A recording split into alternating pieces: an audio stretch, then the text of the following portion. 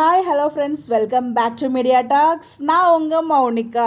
So நாளைக்கு பார்த்தீங்கன்னா நம்ம ஃபார்ம் ஹவுஸ் ட்ராக் இருக்குது. இந்த அப்டேட் எனக்கு கிடச்சது. சாரி கைஸ், நான் தான் ஷேர் பண்ணல. ஏன் ஷேர் பண்ணல அப்படின்னு நான் சொல்லிடுறேன். பிகாஸ் இப்போ போயிட்டு இருக்க ட்ராக்குக்கும் எப்படா சம்மந்தமே இல்லாமல் ஃபார்ம் ஹவுஸ் கொண்டு வருவாங்க. ஏன்னா நமக்கு கிடைச்ச பிடிஎஸ் பார்த்திங்கன்னா வேறு மாதிரி இருந்துச்சு. ஆனால் கிடைக்கிற அப்டேட் ஒரு மாதிரி இருக்குது. நான் ட்ரூத் ரிவியல் ஆகும்னு சொல்லி நான் வீடியோ போட்டிருந்தப்போ நிறைய பேர் பார்த்தீங்கன்னா அது எப்படி நடக்கும், நீங்கள் எதுக்கு சும்மா சொல்லிட்டு இருக்கீங்க அப்படின்னு நிறைய பேர் ஷேர் பண்ணியிருந்தாங்க. ஸோ திருப்பி நமக்கு கிடைக்கிற அப்படி பொய்யா போயிடுச்சுன்னா என்ன பண்ணுறது? ஃபார்ம் ஹவுஸ்லாம் நம்ம சொல்கிறோன்னா உங்கள் மனசில் நிறைய ஆசைகள்லாம் வந்துடும்.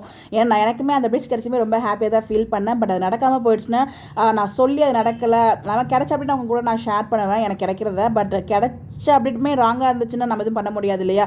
அதனால நான் ஷேர் பண்ணாமல் இருந்தது. ராங்காக இருந்தால் என்ன பண்ணுறது? நீங்களும் மனசில் ஆசை வளர்த்துருப்பீங்க. ஸோ நான் உங்களுக்கு ஃபேக்கான ஒரு ஹோப் கொடுத்த மாதிரி ஆகிடுமே அப்படின்ற மாதிரி தான் நான் ஷேர் பண்ண வந்தேன். பட் ஆனால் இப்போ ஃபீல் பண்ண அழகாக ஷேர் பண்ணி தான் நீங்களும் என்ஜாய் பண்ணியிருப்பீங்களா அந்த ஒரு மொமெண்ட்டை அப்படின்னு சொல்லிட்டு. பட் எனிவேஸ், நான் ஷேர் பண்ணல. என்ன இன்றைக்கி எபிசோடில் நம்ம விஜயை பார்த்தீங்கன்னா ஃபார்ம் ஹவுஸ் பற்றி பேசிகிட்டு இருக்காங்க. கண்டிப்பாக நாளைக்கு எபிசோட் அவங்க ஃபார்ம் ஹவுஸ் போகிறாங்க. ஸோ அங்கேயுமே ஷூட்டிங் போயிருக்கும் போது நமக்கு அப்டேட்ஸ் கிடச்சிருந்துச்சு. அது நமக்கு கிடைச்ச அப்டேட்ஸ் ட்ரூ தாங்க. ஸோ நம்ம தான் பார்த்தீங்கன்னா ஓகே, நம்ம உங்களை டிசப்பாயின்மெண்ட் பண்ணக்கூடாது அப்படிங்கிறதுக்காக அது பற்றி ஷேர் பண்ணாமல் இருந்துட்டேன். பட் எனிவேஸ், நாளைக்கு எபிசோடில் நம்ம விஜய் காவேரி ரெண்டு பேரும் ஃபார்ம் ஹவுஸில்.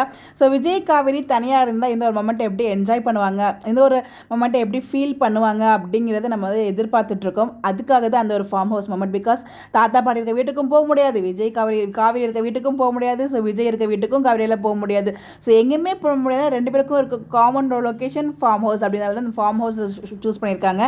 ஸோ ப்ரெக்னெண்ட்டாக இருக்க ஒய்ஃபை எப்படிலாம் பார்த்துக்கணும்னு நம்ம எல்லாரும் எதிர்பார்ப்போம். விஜய் காவேரி எப்படிலாம் தாங்கணும் அப்படின்னு சொல்லிட்டு அந்த மாதிரி ஒரு சீனை நாளைக்கு எதிர்பார்க்கலாம் நினைக்கிறேன். பட் எதுவும் எனக்கு எக்ஸாக்டாக தெரியல. விஜய் எப்படிலாம் பார்த்துக்கிறாரு காவேரியை ஃபார்ம் ஹவுஸில் அப்படிங்கிற மாதிரி காமிச்சா நல்லாயிருக்கும். இது என்னோட எதிர்பார்ப்பு. நடந்தால் நல்லாயிருக்கும் நான் ஃபீல் பண்ணுறேன். பட் என்ன மாதிரி ட்ராக் ஃபார்ம் ஹவுஸில் கொண்டு போக போகிறாங்க?